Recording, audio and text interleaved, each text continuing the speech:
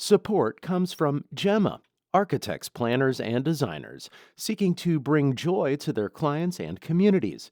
Details at gemastl.com.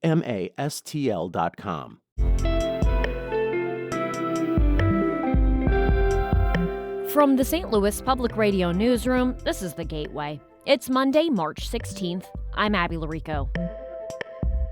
Primary Election Day in Illinois is tomorrow.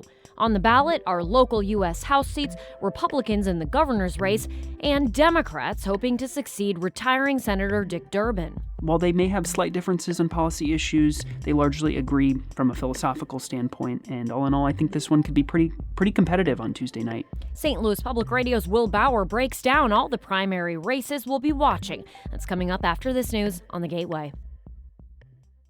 The Billikens are headed to the big dance. St. Louis University's men's basketball team was selected to go to the NCAA tournament.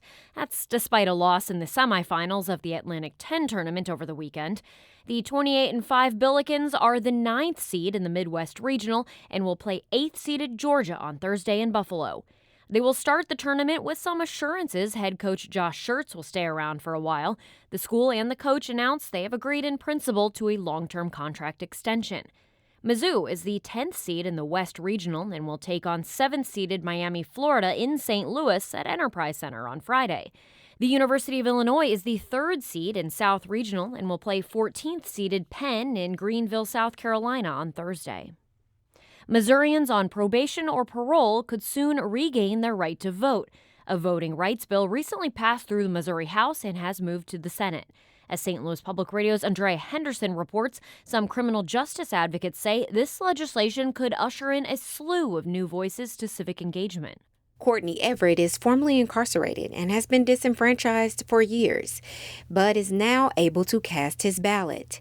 He says being able to vote could motivate Missourians on state supervision to teach their families the importance of that right. Everett is also a director for St. Louis University's prison education program. He says the St. Louis area would see an immediate impact from this bill. I think you would have different types of parents at school board meetings, different types of people at city hall meetings. Hopefully it would kind of change some narratives or add some additional voices. The bipartisan bill has been reported to the Senate. If it becomes law, people impacted could have their voting rights restored by the fall. I'm Andrea Henderson, St. Louis Public Radio. The Pentagon has identified the 6 crew members who died after a U.S. refueling plane crashed in Iraq on Thursday. 3 of the service members were from MacDill Air Force Base in Florida, and the remaining 3 were assigned to Rickenbacker Air National Guard Base in Ohio. The Defense Department identified the deceased as Major John Klinner of Auburn, Alabama, Captain Ariana Savino of Covington, Washington, Tech Sergeant Ashley Pruitt of Bardstown, Kentucky, Captain Seth Koval of Mooresville, Indiana, Captain Curtis Angst of Wilmington, Ohio, and Tech Sergeant Tyler Simmons of Columbus, Ohio. The U.S. Transportation Command at Scott Air Force Base in the Metro East oversees these Air Force refueling operations, but no information has been released about whether this mission came from Scott. The Catholic Diocese of Belleville will have a new leader. Diocese Administrator Father Godfrey Mullen was announced Friday morning as Belleville's 10th bishop. St. Louis Public Radio's Rebecca Thiel reports. Mullen is a Benedictine monk of St. Meinrad Archabbey in Indiana and was ordained as a priest in 1994. He became administrator at the Belleville Diocese after its previous bishop left for an appointment in Nebraska. Mary Fleming is the director of Catholic Charities of Southern Illinois.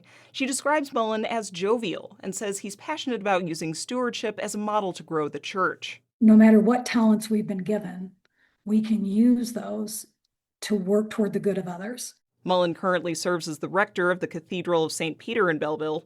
He also previously served as the pastor for 2 Belleville churches, Blessed Sacrament and Our Lady Queen of Peace.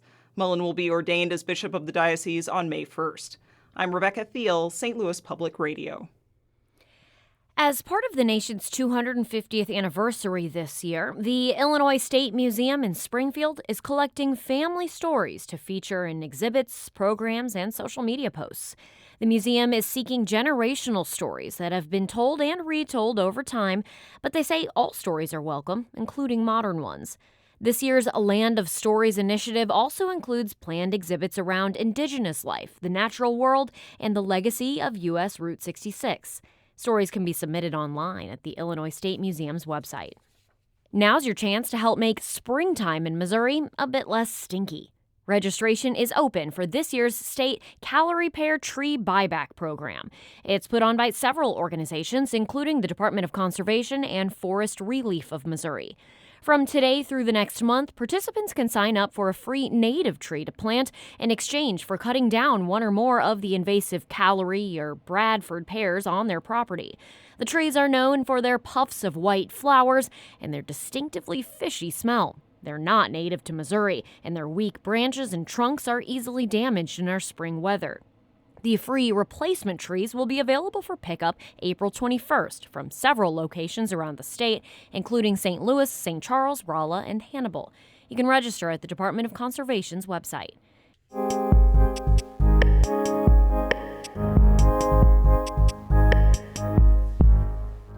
Tomorrow is primary election day in Illinois. Illinoisans have contested races for U.S. Senate, governor, and some local U.S. House seats.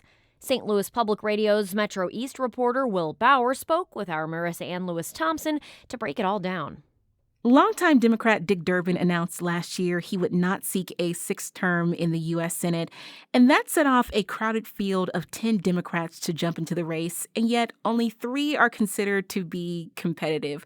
What should we know about this field of Democrats? Those 3 are U.S. Representatives Raja Krishnamurthy and Robin Kelly, and also Lieutenant Governor Juliana Stratton. Different polls have Krishnamurthy ahead, but most recently we've actually seen some with Stratton ahead. Most show that Robin Kelly is in third place, though.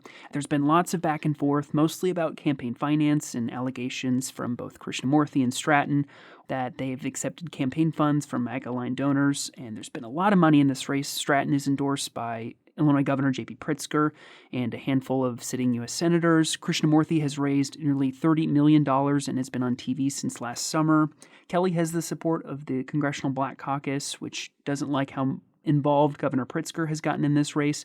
But Kelly and Stratton label themselves as a little bit more progressive. Meanwhile, Krishnamurthy is a member of the House Center-Left Caucus of Democrats, so maybe a little bit more moderates. And while they may have slight differences on policy issues, they largely agree from a philosophical standpoint. And all in all, I think this one could be pretty competitive on Tuesday night.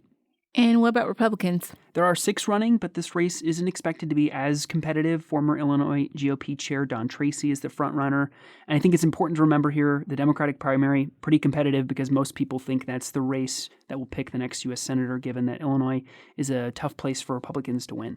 So speaking of tough places to win, there are 4 Republicans that want to take on Illinois Governor J.B. Pritzker in November.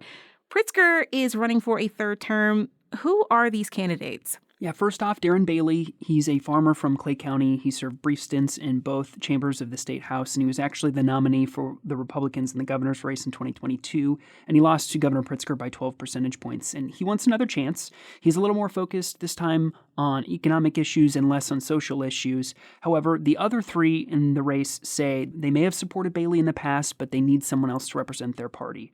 So the first challenger is Ted Dabrowski. He's a banker turned conservative think tank policy researcher. Rick Heidner is a successful real estate developer and video machine gambling mogul. And James Mendrick, the 4th candidate, is the sheriff from suburban DuPage County in the Chicagoland. And there's also a lot of substantive policy agreement from all 4. They broadly want to rein in state spending, repeal or heavily amend the state law that got rid of cash bail, and they say the state should look into bringing fossil fuels back, at least in the short term. You cover 3 U.S. House districts locally. What are you watching for? Illinois' 13th congressional district is definitely the most interesting of the bunch. The incumbent Democrat there, Nikki Budzinski, has a challenger from the left. That challenger's name is Dylan Blaha. He's an Army National Guard member from Urbana, and his main objections to Budzinski are immigration-related votes that she took, and also her campaign accepting donations from corporations and AIPAC. It would be a fairly sizable upset for Budzinski to lose. She's a solid fundraiser, has brought a lot of money back to the district, and she's definitely governed as a moderate. And on the Republican side, Republicans will need to make a maybe similar decision to the governor's race. Do they renominate the same candidate that lost in the last cycle?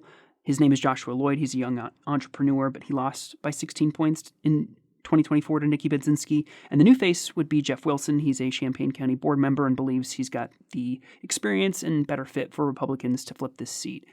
Illinois' 15th congressional district. That one should be Mary Miller all the way on the Republican side of the ticket. There are 4 local Democrats, but this is a really, really conservative district that will be incredibly tough for anyone not a Republican to win in November. And in the 12th congressional district, there are no contests in the primary. So we'll talk more about that one in November.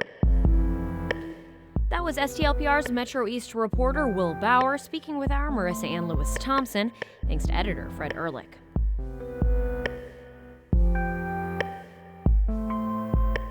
The Gateway is a production of St. Louis Public Radio, a listener-supported service of the University of Missouri-St. Louis. Theme music by Ryan McNeely of Adult Fur. I'm Abby Larico, and from the St. Louis Public Radio Newsroom, thanks for listening to The Gateway.